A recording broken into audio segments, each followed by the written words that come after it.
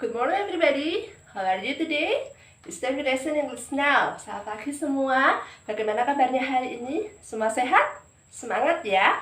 Kita akan mulai belajar bahasa Inggris. Seperti yang sudah Bu Ringga janjikan minggu lalu, Bu Ringga akan menjelaskan sebuah materi hari ini sesuai yang sudah sampai salin dari buku LKS-nya. Hari ini kita akan belajar tentang simple present tense. Simple present tense. Apa itu simple present tense? Simple adalah sederhana. Present adalah kalimat sekarang. Present adalah sekarang. Tense artinya kalimat.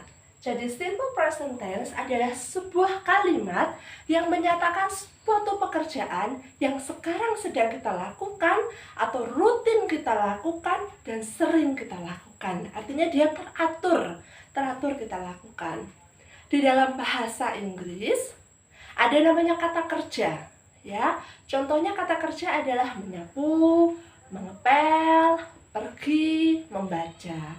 Dalam bahasa Indonesia, kata kerja itu meskipun dilakukannya beberapa tahun yang lalu, dilakukan sekarang atau dilakukan di waktu yang akan datang, itu tetap bunyinya. Bekerja ya bekerja, membaca ya membaca, tidak ada perubahan. Tetapi beda dengan bahasa Inggris.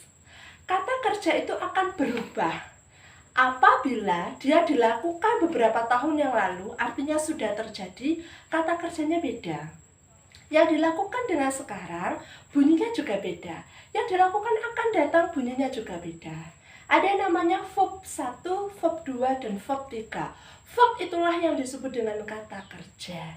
Jadi dalam bahasa Inggris, kata kerja itu bunyinya bisa berubah-ubah. Artinya tetap sama, tetapi penggunaannya berbeda, ya. Verb 1, verb 2, dan verb 3 itu digunakan dengan waktu yang berbeda. Oleh sebab itu ada namanya grammar. Hari ini, grammar yang akan kita pelajari adalah simple present tense, yaitu suatu tatanan bagaimana kita membuat kalimat apabila pekerjaan itu sedang kita lakukan sekarang. Artinya yang rutin kita lakukan, ya, yang saat ini sedang kita lakukan, atau yang rutin kita lakukan, atau yang secara teratur kita lakukan. Nah, itu ada rumusnya, seperti dalam sama menyusun kalimat dalam bahasa Indonesia, pasti ada rumusnya SPOK, subjek, predikat, objek, keterangan. Begitu pula dengan bahasa Inggris, ada rumusnya. Kita bahas satu persatu ya. Yang pertama, bagaimana simple present tense penyusunannya kalau dia kalimatnya positif. Kita menggunakan subjek plus verb 1 atau verb ES. Verb itu yang disebut dengan kata kerja, seperti yang Brenda sebutkan tadi. Contohnya membaca, menulis, ya, itu kata kerja. Kemudian objek. Objek itu seperti ini. Contohnya, Mira membaca buku. Mira itu disebut dengan subjek, membaca itulah yang disebut dengan verb, dan buku itulah yang disebut dengan objek. Kedua, rumus kalau kita menggunakan kalimat negatif atau kalimat penyangkalan, ya. Subjek does atau do plus not. Ini yang membedakan, ya, harus ada not. Kemudian verb es harus sudah berubah menjadi verb 1 atau kata kerja asli. Kemudian ada objeknya. Kalimat tanya atau interrogative, kita pakai rumus does atau do plus subjek plus verb 1, sudah enggak verb es tadi, plus objek. Bu, saya kok bingung sih verb 1 sama verb es, nanti Bu Ringga akan beli contohnya. Oke, sekarang kita lanjut dengan verb of time, artinya kapan kita harus menggunakan simple present tense. Kalau di dalam kalimat itu ada keterangan waktu always, selalu, usually, biasanya. Nah, ini kan rutin kita lakukan. Biasanya saya pergi ke pasar tuh 2 hari sekali. Biasanya saya pergi ke pasar tuh setiap minggu. Kan rutin kita lakukan. Sometimes, kadang-kadang. Seldom, jarang. Often, sering. Every day, setiap hari. Every week, setiap minggu. Atau once a week, seminggu sekali. Twice a week, 2 minggu sekali. Atau 2 kali seminggu. Twice a week, 2 kali seminggu maksudnya, Brenda. Kalau once a week, baru 2 minggu sekali. Once a 2 week maksudnya benar, 2 minggu sekali. Kalau once a week, seminggu sekali. Once sekali ya, once a week, seminggu sekali. Kemudian, sampean ingat tadi di rumusnya itu ada das, ada do. Di sini di kalimat interrogatif juga ada das, ada do, ya. Siapa orangnya yang harus pakai das dan siapa yang harus pakai do? Itu sebagai to be, ya. Kalau kita tahu biasanya to be yang kita kenal adalah is, am, are.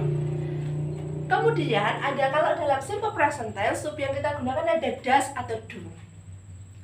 Beda penggunaan antara subjek yang satu dengan subjek yang lainnya. Kalau das itu dipakai apabila subjek atau orangnya adalah he, she, it. He sama she artinya sama-sama dia kalau dalam bahasa Indonesia. Tetapi he dipakai kalau dia orangnya laki-laki. She dipakai kalau dia orangnya perempuan. Bagaimana kalau nama orang, Bu? Misalnya di sini Mira. Mira tetap pakainya das. Ya, my mother. Ibuku, ibunya sama satu kan, nggak mungkin banyak. Nah, itu berarti pakainya tetap das. Kalau subjeknya I, you, we, they, itu berarti kalau kalimat negatif dan kalimat interrogatifnya harus pakai do. Itu contoh penggunaan das sama do. Oke? Nah, sekarang beri contohnya. Kalimat positif kita pakai he misalkan ya. He, dia pergi ke kantor setiap hari. Rutin ya. Dia pergi ke kantor. He, karena he di sini pakainya das, ya, das. He pakainya das, berarti verbnya harus ditambahi es. Ya, kalau misalkan di sini kita pakainya we pakainya do di sini, berarti verbnya kita pakai verb asli. Paham ya? Itu bedanya verb bam sama verb es. Misalnya kita pakai dia pergi. Pergi itu kan go. Ya. He gandengannya es, berarti di sini dia pakai es.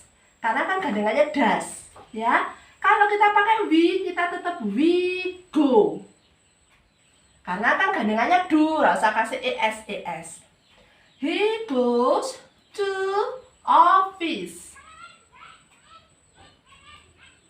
every day. Dia pergi ke kantor setiap hari. Rutin ya, dilakukan setiap hari dia ke kantor. Kalau kita pakai we, subjeknya itu kan gandengannya do. Berarti kata kerjanya ini nggak usah kasih s, langsung go. Berarti kata kerja asli. Yang belakangnya sama.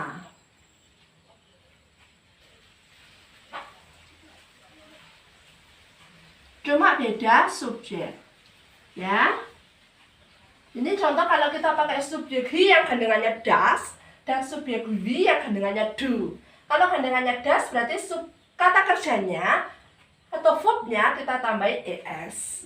Kemudian kita coba rubah kalimat positif ini jadi kalimat negatif dan jadi kalimat interrogatif atau kalimat tanya.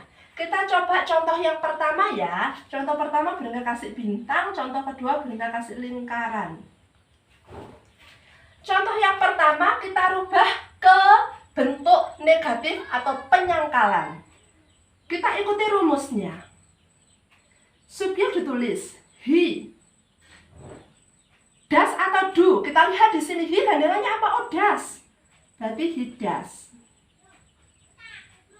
Ada not, Bu. Kasih not. Nah, verb kata kerjanya sudah kata kerja awal, berarti karena di sini sudah ada das, es-nya hilang, berubah go. Belakangnya sama. Maaf ya, tulisannya berangkat kecil, papannya kecil. Bagaimana dengan contoh yang kedua? Sudah tidak ada perubahan karena dia kan sudah bentuk verb pertama, tinggal nambahin do saja. Sama not. We kan gandengannya do ya. We do not-nya jangan lupa. Go tetap karena sudah verb pertama.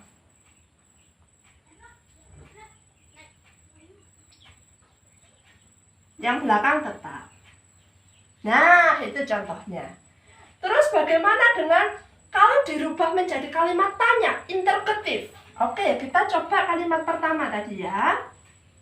Das atau do, kita lihat tadi dia pakai apa? Oh, das, berarti das yang dipakai. Das, subjeknya siapa? He. Kata kerja pertama, oh go, notnya sudah tidak boleh dipakai karena sudah kalimat tanya, belakangnya semua sama.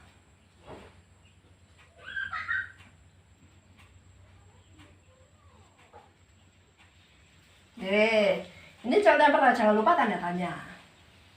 Bagaimana dengan kalimat yang kedua? Kita lihat dia pakai apa? Do, berarti kita tulisnya do. Subjeknya atau orangnya, we. Lainnya sama, notnya sudah harus hilang.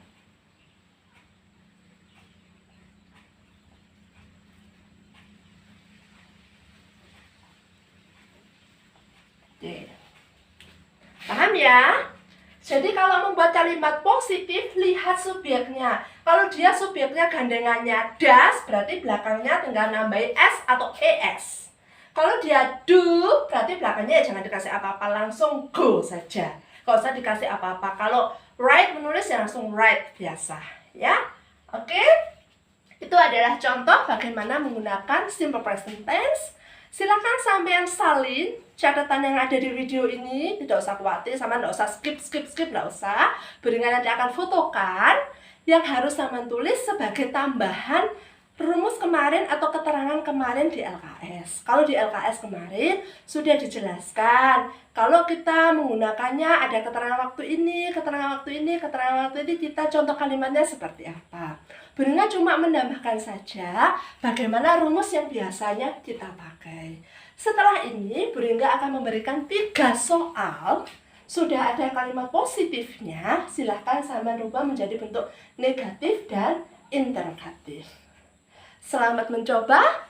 English is fun ya. Bahasa Inggris itu menyenangkan, jadi tidak usah takut dengan bahasa Inggris. Silahkan mencoba. Tuhan Yesus memberkati.